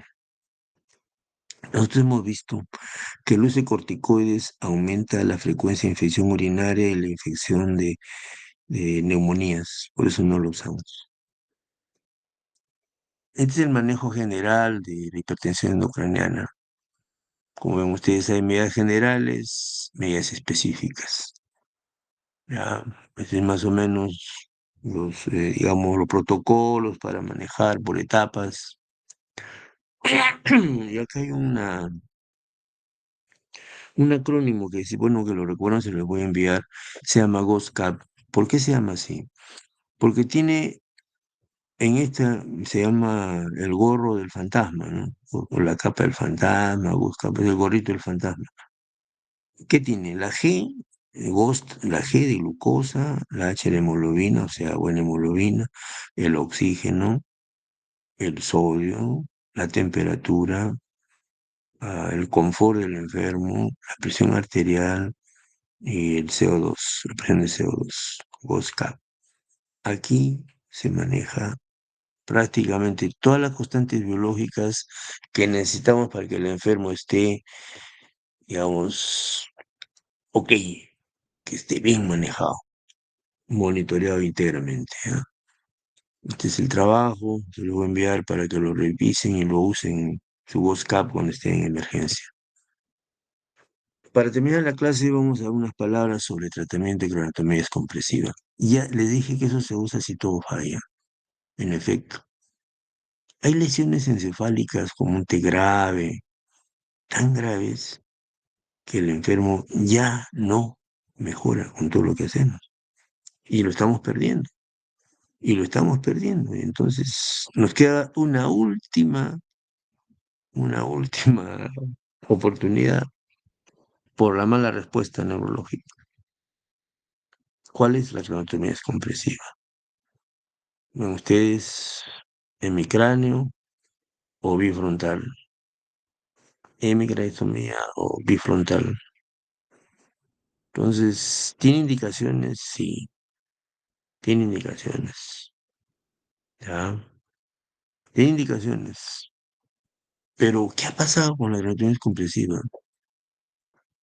¿De dónde viene? Pues siempre ha habido, se ha hecho siempre. Se hace, por ejemplo, Cushing la hacía en el año 1910, en la Primera Guerra Mundial, bastante craniotomía descompresiva. Posteriormente entró en descrédito, pero actualmente se utiliza.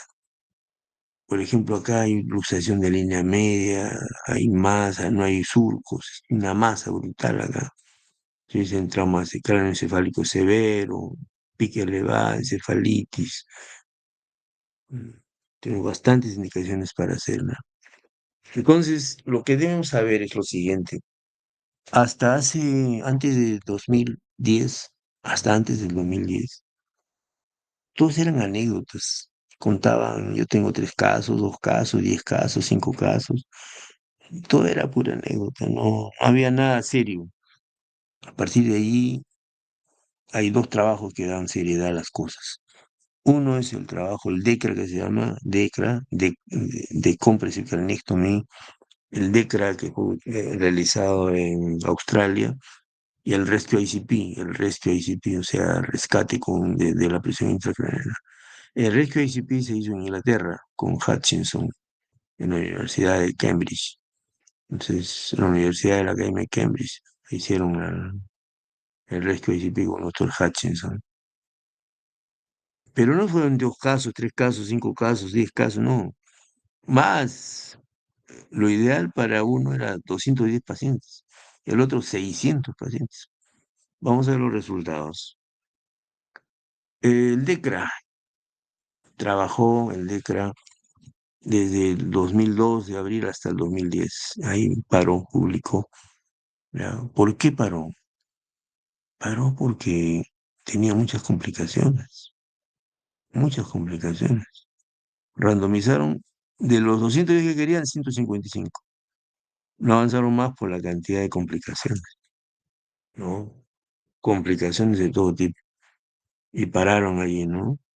Entonces, siempre hablan de evolución desfavorable, ¿no? Ellos hacían la técnica bifrontal, la técnica de Pauling, bifrontal, con apertura, durar, etcétera. ¿Ya? Muy bien, pero pararon. Después vino el Rescue. En el Rescue hemos participado nosotros, hemos mandado 21 casos, o 22 casos, aceptaron 10. En Rescue ICP sí estuvimos metidos, ¿eh? En el Rescue ICP, todo un protocolo de manejo inicial, las opciones que había que hacer y el estadio 3 para llegar a la randomización, o brazo quirúrgico o brazo médico. Nosotros hemos llegado a brazo médico, como les dije, en 21 casos, pero aceptaron solo 10 nomás. Y bueno, pero aceptaron, pero nos estamos ahí metidos en el Rescue. El Rescue ICP ha sido publicado posteriormente. El Rescue ICP ha sido publicado en el 2014, me parece que es 2014, 2016, pero terminó en el 2014. El Rescue ICP, que tenía proyectado trabajar con 600 pacientes, ¿ah? O sea, quería randomizar a 600 pacientes, al final se quedó en 408. Inicialmente eran 800, pero después bajó 400 y se quedó en 600, después de 408. Pero la craniotomía descompresiva en esta forma, ¿qué nos ha permitido saber que hay un buen pronóstico clínico y menor mortalidad? Hay un mejor control de la PIC. Entonces, ¿en qué se complica la craniotomía descompresiva? Que las hemos tenido, ¿ah? Hay complicaciones como hematoma, higroma, hidrocefalia, infartos, infecciones, fístulas, convulsiones, en fin, de todo. Pero al hacer la craniotomía descompresiva, como ven ustedes acá, de esta magnitud, es todo el hemicráneo, no un pedacito, es todo el hemicráneo, se hace así. Inmediatamente que se hace la craniotomía, cae la pica. Y sale la dura madre, ¡pum!, cae más hasta el suelo. Se bajó el hematoma y está la pica en el suelo, normalizado. Entonces, realmente ayuda, ayuda sinceramente, ayuda. Pero hay que saber cuándo hacerlo. O sea, no se puede hacer por hacer. Hemos tenido casos en pacientes que estaban ya programados para hacer craniotomía descompresiva. Le pusimos el sensor y bajó con hipotermia y con medidas médicas, bajó y ya no se hizo la craniotomía descompresiva. Como les digo, la craniotomía descompresiva no es de juego. Tiene que hacerse con una buena indicación quirúrgica, con una buena indicación médica y estar al lado del enfermo. En este caso, este niño, por ejemplo, ven ustedes acá, tiene su hematoma subdural, se le hace la craniotomía descompresiva poco económica, ha tenido que cinchar más, entonces hay que hacer más adelante, más a segunda operación, miren, hacia atrás, se hinchó el cerebro, acá ya baja, se le repone su huesito en la criatura y ya está normal. Entonces se salva la vida. Entonces, le hemos usado también la craniotomía descompresiva en casos de hematoma subdural complejo, o sea, bien agravado, graves, pacientes de alta mortalidad, con buen éxito también. Entonces vemos que la craniotomía descompresiva es un epifenómeno, o sea, realmente hay que atacar en su momento por la cantidad de cosas complicadas que hay. Miren, hay edema vasogénico, convulsiones, alteración oxidativa, apoptosis, qué sé yo.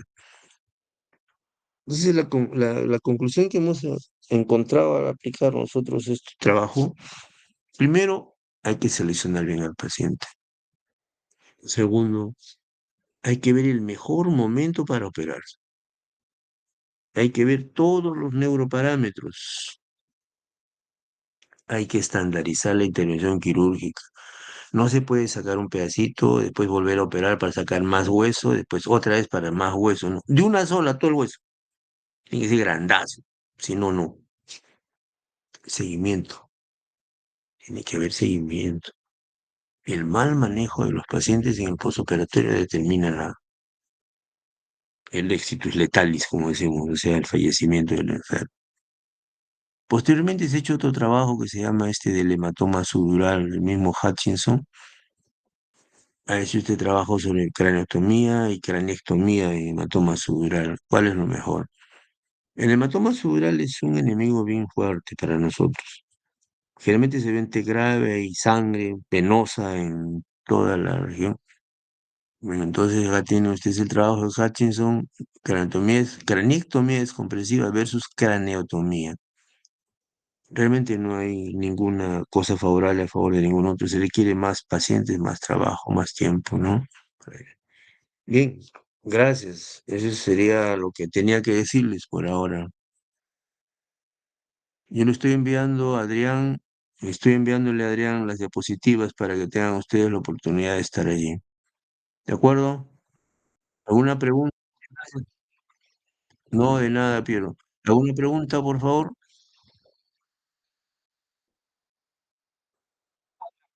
Ok, entonces, buenas tardes, muchas gracias.